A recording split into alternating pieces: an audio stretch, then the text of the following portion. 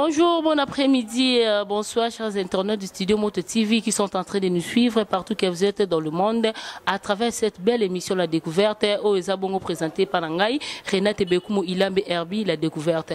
Eh bien merci Tobi Sekibino, ça c'est une émission qui reçoit toute personne de tout genre à vie que chez nous, on tourne sur hasard pertinent. Eh bien aujourd'hui nous recevons pour vous un honorable professionnel à la circonscription électorale d'Engiringir au Toko découvrir ensemble Nabino Bandeko Balandia Studio au Moto TV. Et aujourd'hui, nous avons comme sujet le parcours d'un honorable TV.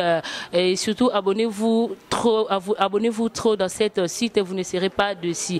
Eh bien, merci rapidement. Nous coulons avec le temps. On va passer à recevoir notre invité du jour. À lui, je dis bonjour, monsieur l'honorable. Bonjour, mademoiselle Renate. Soyez le bienvenu dans notre plateau La Découverte. Nandimi yango. Honorable Bandeko Balandia Studio Moto TV internet na biso bazolanda yo bayo ka yo mondo se présenter et bongo yebisi bango au niveau de titre na yo origine na yo état civil na yo. Honorable Prosper Bateka azamona ngenge abotami na bambili 97 akoli wana Alexis na mo ngenge respectivement azalaki président ya équipe na bomwana na ye parce que c'est un homme social. Azaki secrétaire d'équipe, encadré par jeune Ebele. Honorable Bateka atangi na Ngiringiri na EP7 Ngiringiri à l'époque de directeur Kabamba. Tout si l'histoire na na Beloya, kolongwana na Beloya, na collège de la Salle, na joué diplôme na kuna et puis kolongwana na collège de la Salle na Keipen comme étant la première promotion ya sciences commerciales.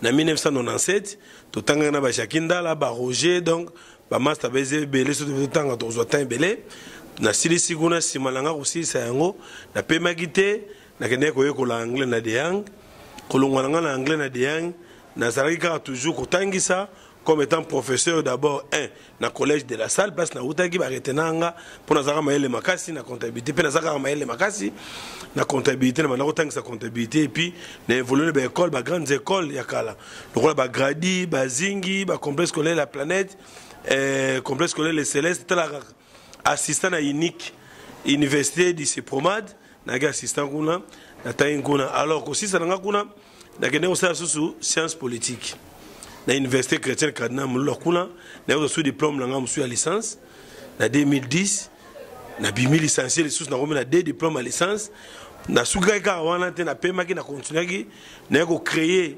lycée Prosperi une école talaka pédagogie Vandana Makila donc il y a créé école puis on a créé école il y a la fondation Bateka Prosperi a été créée en 2005 fondation Bateka a été créée en 2007 la fondation Bateka a été prise en charge il y a des mini il y a des orphelins il y a des filles mais on a attendu ça puis on a attendu si ça allait belé mais dans l'année où j'ai plus de 89 on a sali on a attendu ça donc basé belé ban papa orphelin et puis na aide na organisme aide na kitambo magasin na kitambo plutôt na soutenir bango en dehors on a Prosper Bateka un homme social à salagi sur hôpital dans un hôpital centre Omeko na avenue Ngambi numéro 16 à part on a Prosper Bateka salga rebelé na celle ba maman ngenge wenze deuxième marché ya commune Ngangi ba mama ko oteka na mabele ba il y a ko le la bureau ndena seli bango wenze pe nazo konyo ça wenze pe na ba projet à makasi ya osala ba toilette publique ya osala ba chambre froide pour commune so ngingi tarata molai chambre froide des alaraté commune beba depuis le sakiva na kenda voilà. Et merci beaucoup mon amboka honorable Prosper Bateka et bongo mutuna mswe zalibo telintoye ba eloko nini et motiva qui pour postuler le comme député et puis toye ba parti politique ni financer qui pour ozambongo au ça na propagande et puis au tu ko bisa biso ke au sali marché na municipalité na yangiringi toye ba à part ni marché au yo sali na ngiringi ni sous au yo sali ba na ngiringi pendant ba propagande na yo financement wana na financer mbongo wana ozu yango parti politique nini au yo ba financer qui puis et loko ni motiva qui vraiment pour au postuler et loko le bosse motiva ngai na postuler na compte bana ngingi pour ngingi ça fait plus de 15 ans dans la molobélité tala ndenge commune kufi ezo continuer ko kufa eza ko beba mutu nzama ko linga mwana ya boti a perdre ngingi ezalaka boete partout où on beta babale et comme ba fulu partout où on sakana e beba bongo bano biso boti na ngingi ba sakana wapi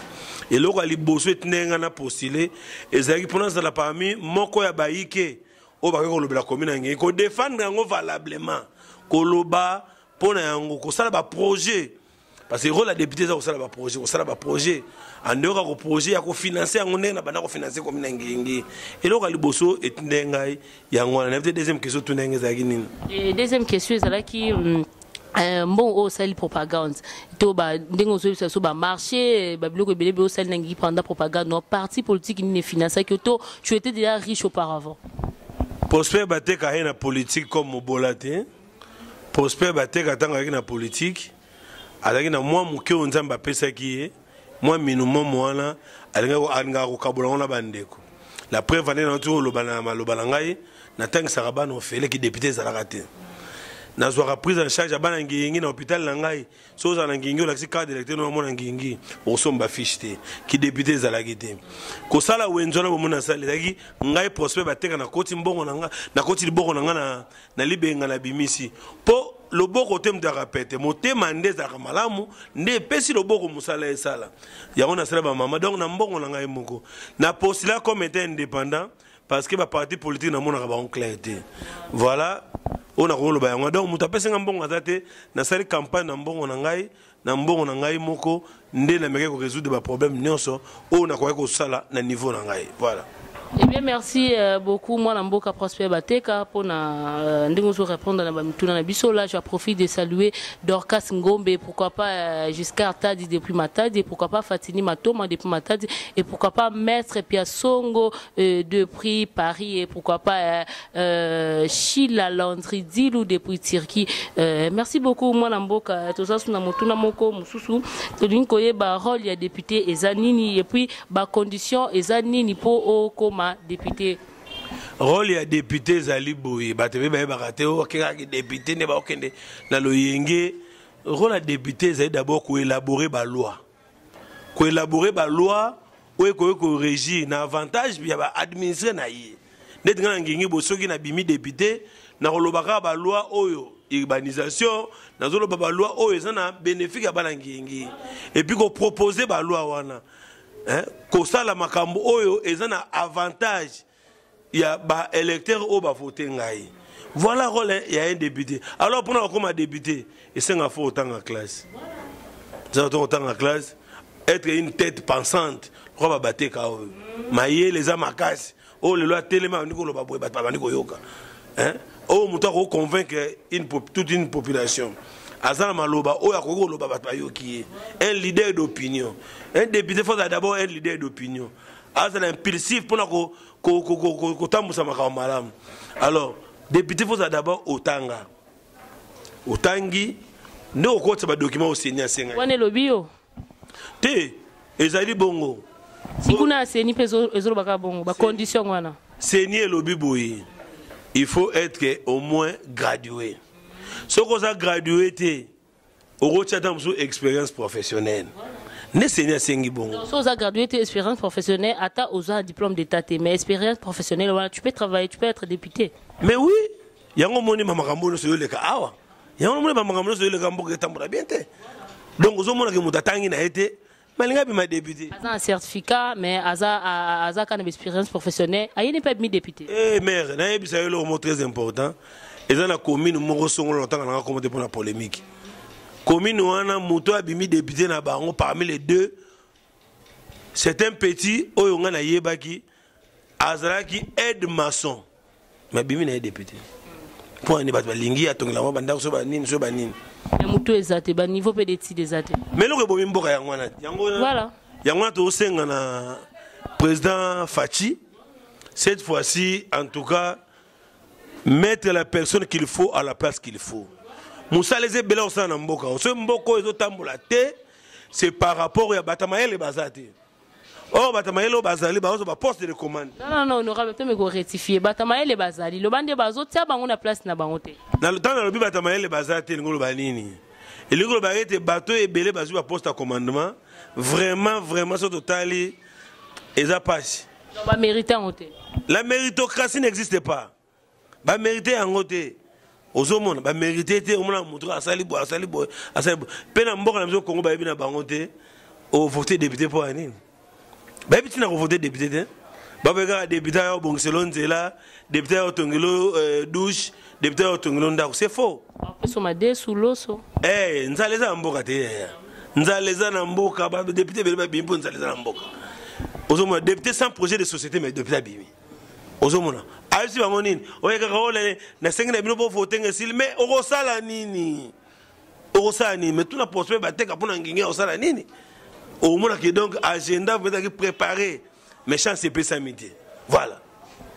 Mwana mboka merci beaucoup mwana mboka Prosper Bateka nani su mutune zali est-ce que na 2023 oko postuler kaka et puis mutuna mswe zalaki wa na ye ba relation nini o ya malamu za na ngona ba député msusu.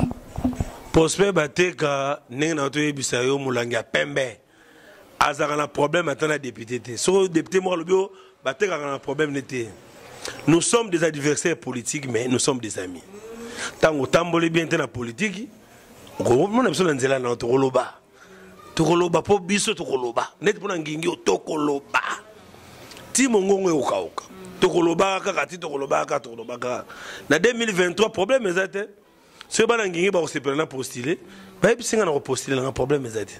D'accord, merci beaucoup. Là, je salue avec 1000 respects notre président, son excellence, le monsieur Félix Antoine Tshisekedi Tshilombo, Bambo Tebele, et puis Nzambe Asimbayo, Bafler Ebele, Apeso Soumaele, Yakotambu Samboka, Oyo Tozaka, Nasia Makono, Yonde Papa, vie sociale, Tozolela, vie sociale, Bakongole, Bakomi Kobima, Kokende par-ci par-là, Nabamboka, Mobako, Kendete, Ponakaka, Anza, la vie sociale Mubulu. Et Tozo Bonde Nzambe Asimba Apeso Soumaele vraiment et Makoki.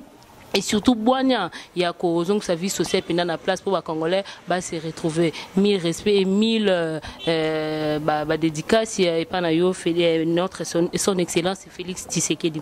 Eh bien, merci mon amboka Prosper Bateka, Mutuna Monsieur Zabou.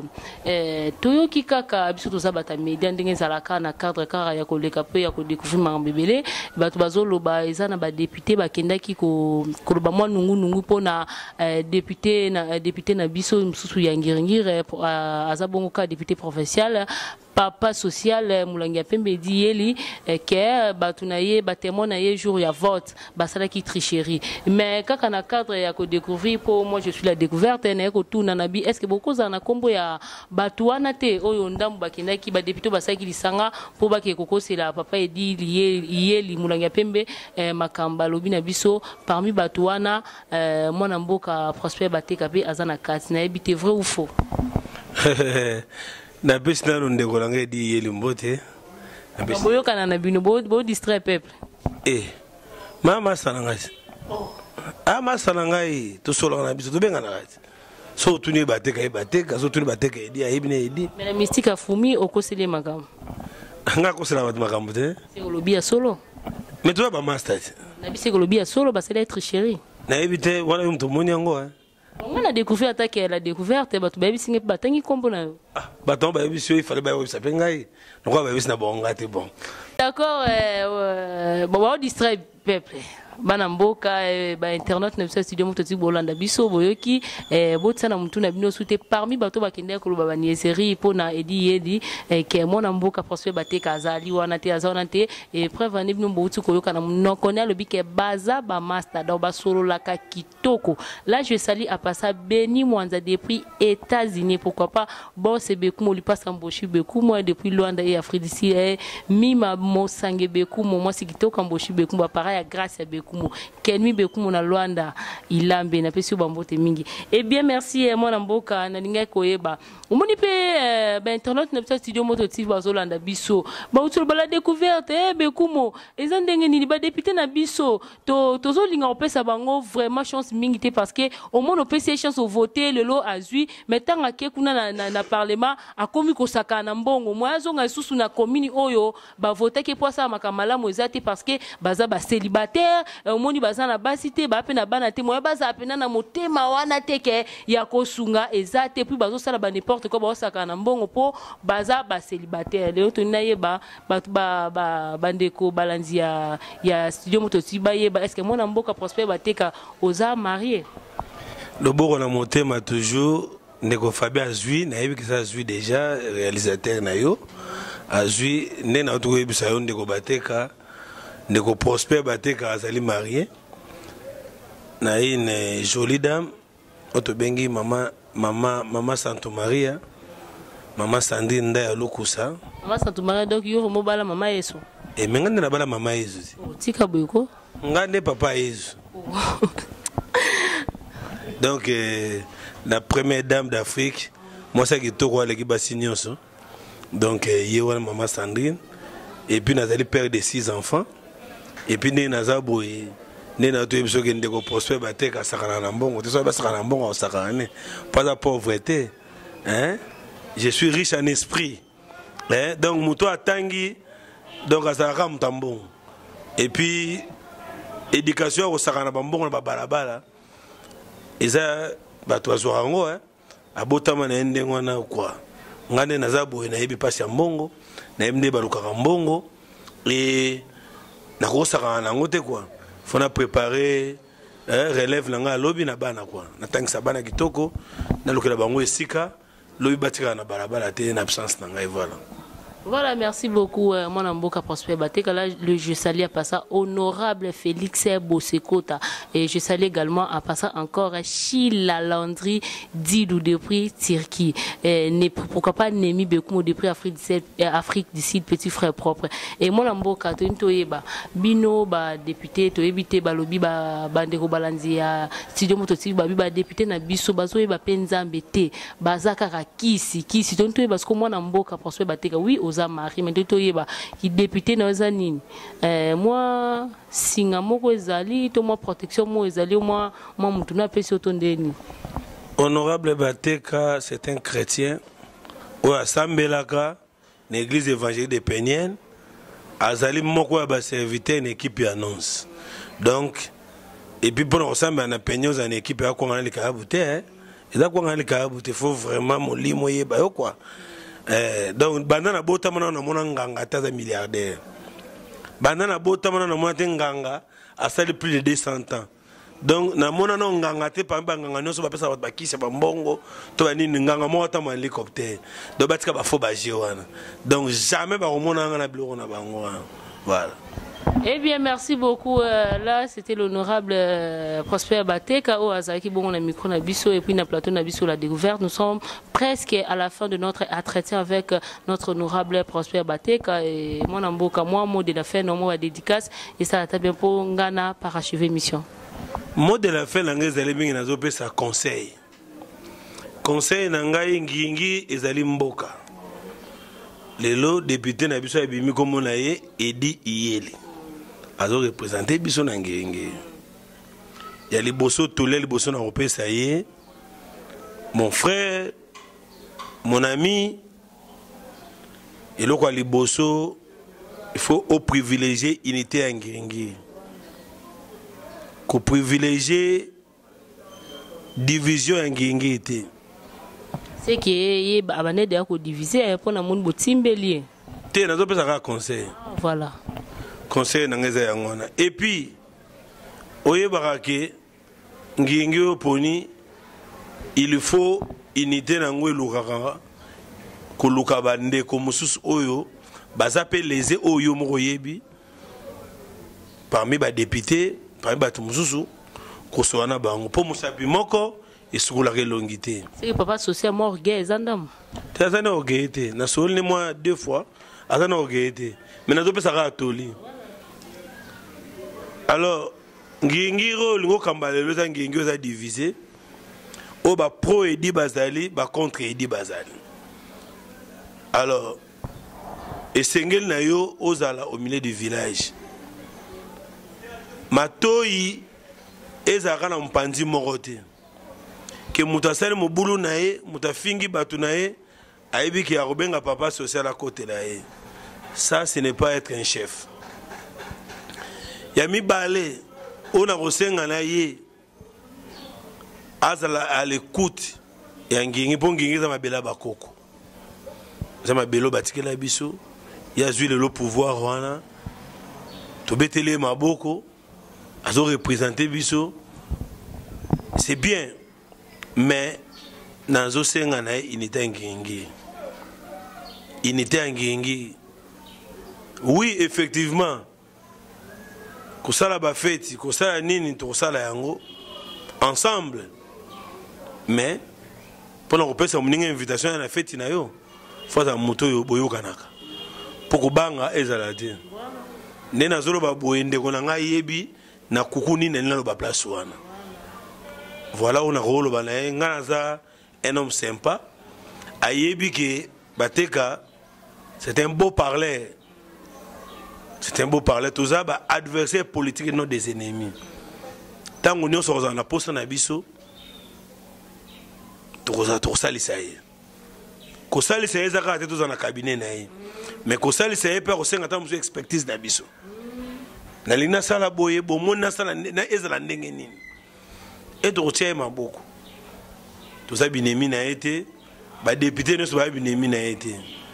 Yami balé. Na osenga ndeko edi aluka ba député nyonso ba collègue na yi o ba postulé na yi aboxi bon déjà parce que ils sont lésés il paraîtrait parce que na soki na ngangote ba ndeko mususu ba ko yebisa ngaki ndeko edi akende ko funda bango na parquet mais otenge biso tama komba deux personnes pour ba ndeko balanda studio moto TV ba yebati o za la découverte ba ndeko natanga ba ko ndeti ndeni mo bato ba ko yebisa. Oh, mais tout ça, nga l'idée. Nena yebso na l'idée ba benga kingai. To va na bandeko nyonso ba ba candidat député. Entre autres passant na pesi pive na nga Patrice Boto. Debungi ngi ya marche. Mbote na oya ngwana. Yemtego yebiso. Rien. Na pesi pe mbote na ndeko nga Guinée Lokof. Yemtego yebiso. Les grands syndicalistes ya ngi. Na pesi pe mbote na Amisi. Na pesi les big pastors d'Adingi na Evuvu. Hein? Voilà donc, Moutonanga ipe le kola. Na pesi Diamil Linzoke, collègue promoteur. Pire Moutonanga. Na pesi étanchété Tekadiomona. Pire Moutonanga. Mongila. Mbote na oya ngwana. Ba mususu na bosani yo ebika nezalaka. Na sa mutu bateni nga rigerte. Donc, na osenga ndeko edi il faut akuta na bandeko na yewana soka kolinga ya non obligatoire te soka ko sepa akuta na bango ko présenter excuse na makamno so elekaki voilà être un bon chef qui veut être grand c'est celui qui veut se comporter en petit enfant voilà de balanga na rolo bayango comme conseil. Merci beaucoup mon amboka Prosper Bateka et bandeko balanja studio moto TV va vraiment satisfaire na ndenge outi ko répondre ba question ya Renate Bekumo Ilambe Herbi la découverte et papa social Sorozo Landa biso oyo ki ndenge muninga no député apesio conseil eza mabete conseil tozwara kaka parce que to mikokate merci